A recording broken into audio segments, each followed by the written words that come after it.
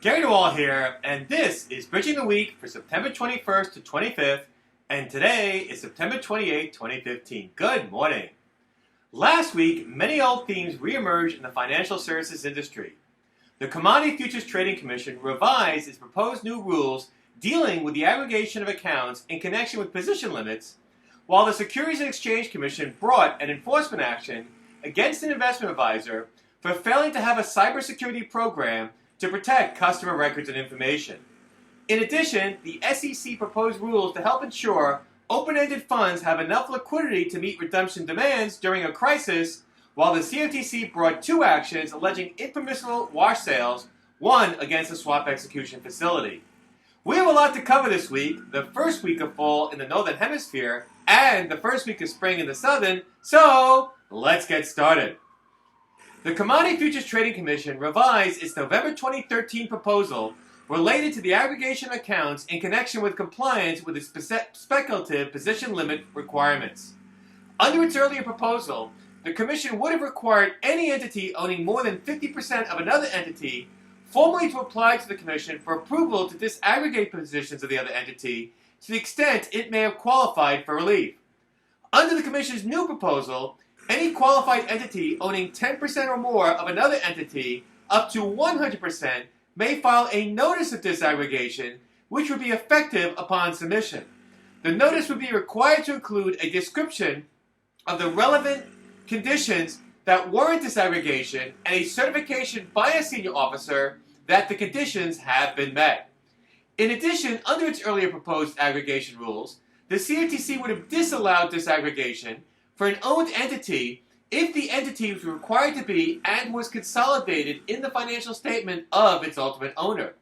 This provision has been eliminated in the new proposal because the CFTC found merit in arguments that, quote, ownership of 50% interest in an entity and the related consolidation of financial statements may not mean that the owner actually controls day-to-day trading decisions of the owned entity, end of quote. Comments will be accepted by the CFTC to its revised aggregation rule proposals for 45 days after publication in the Federal Register.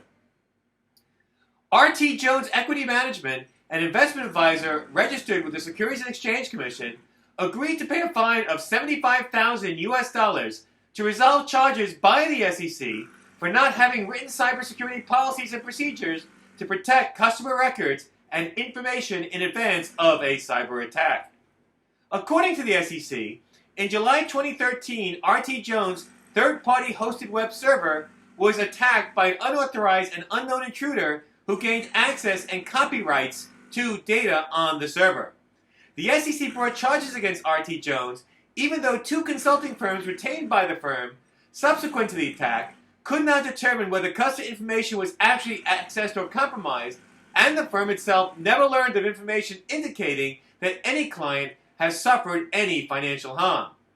Under the applicable SEC rules, said the Commission, RT Jones was obligated to implement written policies and procedures reasonably designed to ensure the security and confidentiality of customer records and information, protect against anticipated threats or hazards to such data, and protect against unauthorized access to such data that could cause, quote, substantial harm or inconvenience to any customer, end of quote.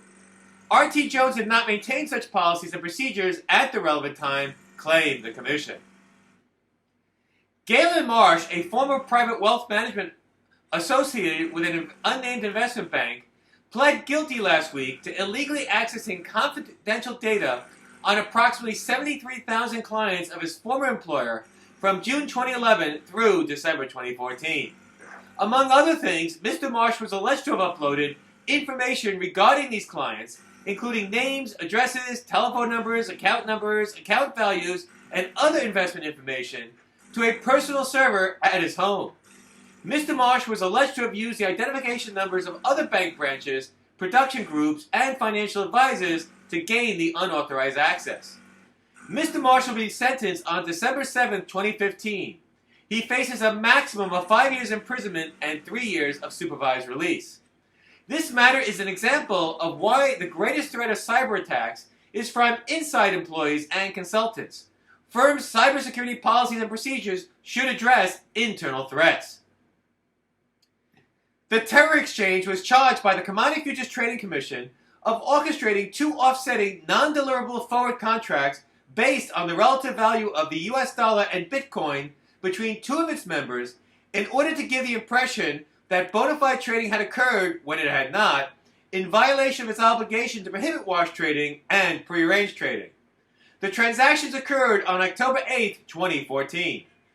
According to the CFTC, the trades were prearranged with the understanding of the parties that they would execute a round trip with the same price in, same price out, i.e. with no P&L consequences.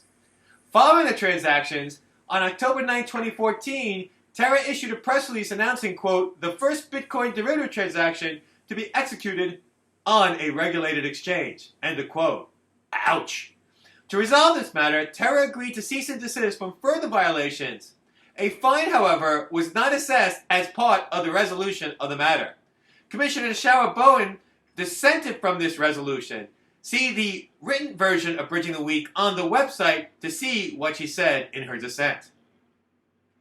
The Securities and Exchange Commission proposed new rules to enhance liquidity management by open-ended funds, including mutual funds and open-ended exchange-traded funds, but not money market funds, and to enhance disclosure regarding fund liquidity and redemption practices.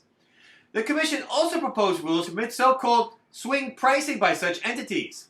Swing pricing is not a dance. Instead, it would permit open-ended funds to pass along the cost of redemption and purchases to shareholders associated with the activity once the level of net purchases into or net redemptions from a fund exceeded a specified percentage of its net asset value.